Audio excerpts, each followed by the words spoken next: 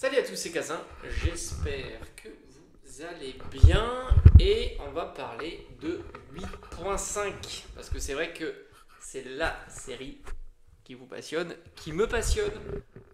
Mais bon, je suis pas non plus dans la folie, même si franchement ça va être une excellente série, voire même exceptionnelle série. On avait déjà vu beaucoup de cartes alternatives.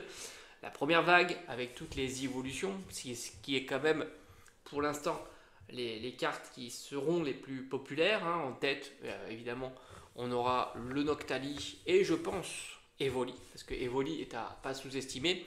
Evoli, quand même, un Pokémon très populaire et on va dire, par rapport aux autres, je pense qu'il est légèrement au-dessus et légèrement en dessous de Noctali. On verra évidemment. Rappelle-toi que dans Mascarade Crépusculaire, la AR Evoli, elle est beaucoup recherchée. On a eu la deuxième vague de type alternative, plus traditionnelle cette fois-ci, même si on a eu quand même encore de la terracristallisation, comme par exemple le Lancerien. Et enfin, on a encore quelques alternatives qui ont fuité. On sait, je crois que c'est plus de 30 alternatives sur cette série-là, ce qui est colossal. On espère quand même que ça drop, on va dire, raisonnablement.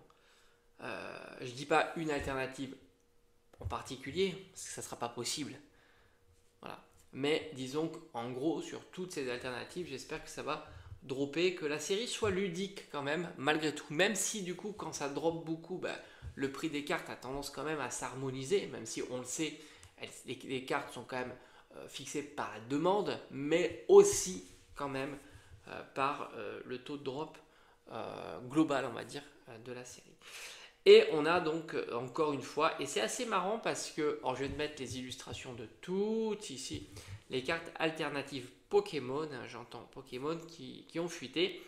Et ce qui est assez marrant, alors déjà on sort un petit peu du contexte terra cristallisé, et on a l'impression qu'il y a un petit mélange entre Faille Paradoxe, puisqu'on retrouve par exemple Rugilune, Garde de Fer, mais aussi du Force Temporelle, puisqu'on retrouve aussi du Irfoudre et du Chef de Fer. C'est assez marrant parce que c'est une série qui, par conséquence, est très très diversifiée. Et puis, si je ne me dis pas de bêtises, je pense qu'on en attend encore d'autres. Je ne crois pas qu'on a atteint les trentaines comme c'est fixé. Même si ça commence à en faire beaucoup. Bon, on en saura plus d'ici une semaine ou deux. Je me souviens plus exactement la date de sortie du set japonais. Mais on ne doit pas être très très loin maintenant. Je crois que c'est début décembre. Donc ça fait plaisir, ça fait plaisir. Il y en a pour tous les goûts au final. Certains me disent même qu'ils sont plus intéressés par ces cartes-là, comme le Rugilune, que les cartes terra cristallisées des évolutions. Donc ça c'est plutôt cool, du coup ça va un petit peu diversifier la demande sur la série. Mais en tous les cas moi j'aime bien tout l'ensemble. Maintenant on attend les airs. J'ai vu qu'il y a un petit Miaous AR qui a fuité aussi. Alors j'ai plus réussi à le retrouver. J'ai vu ça sur les réseaux. L'illustration, mais aussi, moi je vais te dire vraiment, ce qui m'interpelle le plus, ce qui me plaît le plus, ça ne sera pas les alternatives, parce que, alors, ok, il y a beaucoup d'alternatives, mais les alternatives, au fond, c'est du déjà vu. C'est pas un nouveau format. Moi, ce qui m'intéresse le plus, c'est les Holo Reverse. Parce qu'on a l'impression qu'il y a un pattern qui est en train de se dessiner. Je te le mettrai là, comme d'habitude. Que je t'avais déjà teasé avec le Greek Note, mais j'ai l'impression que là, on est sur du Holo Reverse. Alors, peut-être qu'il y a une différence entre Holo Reverse et toutes les autres Reverse. Enfin, franchement, ça a l'air d'être un peu confus pour l'instant. Mais c'est très joli avec ces effets un petit peu de mosaïque qui se dénotent. On a l'impression qu'il y a de la texturation, donc là aussi on ne sait pas trop. Puis on a cette Pokéball qui trône au centre de la carte. On a toutes ces petites cartes holo, je pense, ou peut-être pas même holographiques, avec les évolutions. Franchement, ça m'interpelle beaucoup et ça me plaît beaucoup. J'en avais souvent parlé, s'ils pouvaient nous remettre un petit peu les Reverse d'antan. Rappelle-toi, on avait des stamps, on avait des choses qui variaient un petit peu. Et aussi, visiblement, alors j'ai peur que ça ne soit pas pour nous, il y aurait aussi Pokéball Master Ball, comme on a vu sur 151, en version japonaise. Mais là, je suis plus sceptique. Mais tant je suis plus attiré par le type reverse proposé avec l'effet un peu mosaïque et la Pokéball au centre de la carte plutôt que Master Ball et Pokéball. Voilà, je suis plus attiré par ce genre de format. Alors, est-ce que ça sera un parallèle? Est-ce qu'il y aura d'autres formats? Franchement, pour l'instant, pour moi, c'est assez flou, mais ça m'interpelle beaucoup et ça me plaît beaucoup. Et je pense qu'il y aura aussi de la popularité grâce, si ça se concrétisait, ce type de format un petit peu nouveau. Voilà. Enfin bon, la série sera ultra populaire. Ce qu'on attend, c'est que ça soit surtout une série ludique à ouvrir, pas difficile. Parce que c'est vrai que c'est quand même toujours un peu frustrant. On n'a pas des budgets extensifs, d'autant qu'il faut trouver les cartes. Enfin, il faut trouver les boosters sans se ruiner.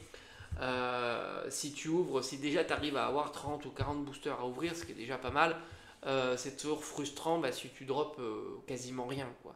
Surtout que ce qu'on va cibler lors de ce genre d'ouverture, c'est évidemment les AR et les SAR. Et puis, s'il y a une rareté supplémentaire avec les reverse, qui tombent plus rarement, ça pourrait être une nouveauté, ça pourrait être très intéressant, ce type de reverse aussi.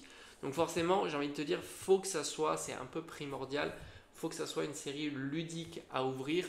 Enfin, moi, je trouve que c'est plus intéressant que ça soit une série ludique à ouvrir, même si ça a tendance à impacter un petit peu, parce que je pense que les cartes sont quand même très demandées, un petit peu le prix des cartes. En tous les cas, ça sent très bon pour cette série.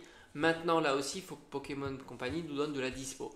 Non pas sur tous les items, parce que ça semble utopique, mais au moins de la dispo sur beaucoup d'items, ce qui fait que malgré tout, on peut aller, tu vois, sur des items qui seraient moins rentables, on va dire, moins intéressants à l'ouverture, mais du coup, toi, t'es pas frustré. Tu peux quand même faire des ouvertures comme par exemple le coffret classeur, le coffret avec le pochon ou la boîte mystère avec la carte aléatoire. Donc ça, pourquoi pas, parce qu'on sait que c'est des items qui ont tendance à coûter un petit peu plus cher et du coup au prix du booster, forcément ça change un petit peu la donne. Après évidemment les ETB, il ne faut pas se voiler la face. On le sait, c'est déjà teasé depuis des semaines voire des mois. Donc on sait que ne serait-ce par cet sentiment, cette idée de dire que le TB va valoir cher, du coup les gens vont aller l'acheter prioritairement, délaissant d'ailleurs les autres items. Voilà, c'est ce qu'on va certainement observer. Bref, bon week-end à tous et à bientôt.